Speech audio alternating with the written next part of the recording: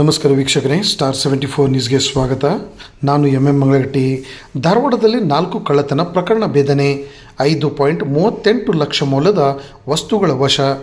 ಧಾರವಾಡ ಶಹರ ಪೊಲೀಸ್ ಠಾಣಾ ವ್ಯಾಪ್ತಿಯಲ್ಲಿ ನಡೆದಿದ್ದ ಒಟ್ಟು 4 ಕಳ್ಳತನ ಪ್ರಕರಣಗಳನ್ನು ಪೊಲೀಸರು ಯಶಸ್ವಿಯಾಗಿ ಭೇದಿಸಿದ್ದಾರೆ.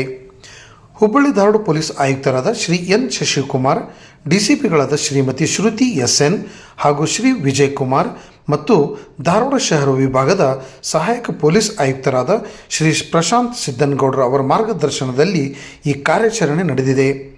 ಧಾರವಾಡ ಶಹರ ಪೊಲೀಸ್ ಠಾಣಾ ವ್ಯಾಪ್ತಿಯಲ್ಲಿ ನಡೆದಿದ್ದ 2 ಮನೆ ಕಳ್ಳತನ, 1 ಗುಡಿ ಕಳ್ಳತನ ಹಾಗೂ 1 ದ್ವಿಚಕ್ರ ವಾಹನ ಕಳ್ಳತನ ಪ್ರಕರಣಗಳನ್ನು ಪೊಲೀಸರು ಪತ್ತೆ ಹಚ್ಚಿದ್ದಾರೆ.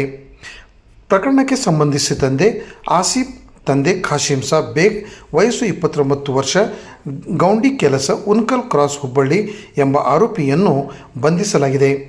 ಆರೋಪಿ ತನ್ನಿಂದ ಸುಮಾರು 5,04,000 ಮೌಲ್ಯದ 42 ಗ್ರಾಂ ತೂಕದ ಚಿನ್ನಾಭರಣ, ಸುಮಾರು 4,500 ಮೌಲ್ಯದ 20 ಗ್ರಾಂ ತೂಕದ ಬೆಳ್ಳಿ ಆಭರಣಗಳು ಹಾಗೂ ಸುಮಾರು 30,000 ರೂಪಾಯಿದ 1 ದ್ವಿಚಕ್ರ ವಾಹನವನ್ನು ಪೊಲೀಸರು ವಶಪಡಿಸಿಕೊಂಡಿದ್ದಾರೆ.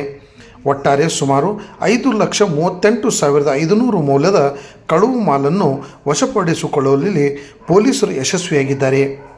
ಈ ಪ್ರಕರಣವನ್ನು ಪತ್ತೆ ಹಚ್ಚುವಲ್ಲಿ ಧಾರವಾಡ ಶಹರ ಪೊಲೀಸ್ ಠಾಣೆಯ police inspector Shri Gurunath Chavan, PSI Shri RS Nadaf ಹಾಗೂ ಸಿಬ್ಬಂದಿಗಳಾದ G Chikmath, P Guruji, RS Patil, CDK Nadaf, Praveen Tirlapur, Santosh Pujar, BS Hanumannavar ಹಾಗೂ MR ಜಾಲಿ ಅವರು ಕಾರ್ಯನಿರ್ವಹಿಸಿದ್ದಾರೆ.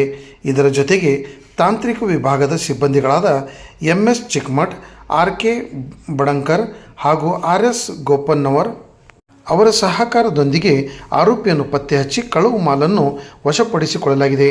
ಪೊಲೀಸ್ ಈ ಯಶಸ್ವಿ ಕಾರ್ಯಾಚರಣೆಗೆ ಹುಬ್ಬಳ್ಳಿ ಧಾರವಾಡ ನಗರ ಪೊಲೀಸ್ ಆಯುಕ್ತರು ಮೆಚ್ಚುಗೆ ವ್ಯಕ್ತಪಡಿಸಿ ಕಾರ್ಯಾಚರಣೆಯಲ್ಲಿ ಭಾಗವಹಿಸಿದ ಅಧಿಕಾರಿ ಹಾಗೂ ಸಿಬ್ಬಂದಿಗಳಿಗೆ ಬಹುಮಾನ ಘೋಷಿಸಿದ್ದಾರೆ.